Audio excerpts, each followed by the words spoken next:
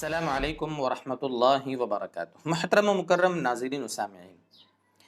قربانی کے بارے میں ایک سوال کافی ساتھیوں کی طرف سے یہ آ رہا ہے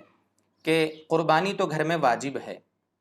خاتون ہے گھر میں، اس کے پاس زیور ہے جس کی وجہ سے قربانی واجب ہے، یا گھر میں مرد ہے اس کے اوپر قربانی واجب ہے۔ دیکھیے، قربانی کس پر واجب ہے اس بارے میں تو مستقل ہم ایک ویڈیو بنا چکے ہیں، آسان انداز میں ہم نے یہ باتیں سمجھائی ہے، ڈسکرپشن میں اس کے لنک موجود ہے، وہاں سے آپ دیکھ لیں، وہ مسئلہ کافی اہم ہے۔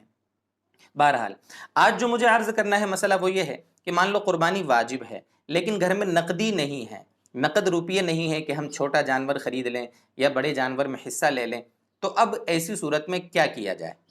دیکھیں دوستو بزرگوں، اگر قربانی واجب ہے، ٹھیک ہے، اگر قربانی واجب ہے تو ہمیں کسی بھی حال میں قربانی کے دنوں میں قربانی کو ادا کرنا ضروری ہے۔ یا تو آپ چھوٹا جانور خرید کے لائیں قرض لے کر، یا اگر اتنی صلاحیت نہیں ہے، اتنے پیسے کا انتظام نہ ہو سکے، تو کم سے کم اپنے بھروسے والے جو لوگ ہیں،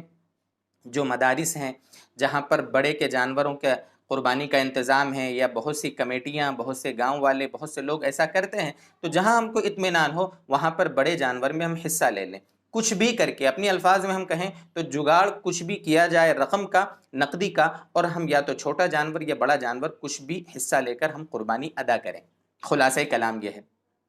لیکن اگر قربانی واجب نہیں ہے، قربانی واجب نہیں ہے، تو اب جب اللہ تعالیٰ نے اور شریعت نے جب ہمارے اوپر قربانی معاف کی ہے تو ہم بلا وجہ قرض لے کر قربانی نہ کریں۔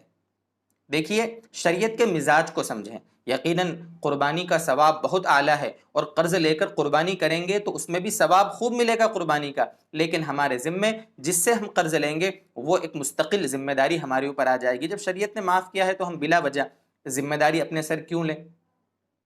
اگر ہمارے اوپر پرانا کسی کا قرض ہے،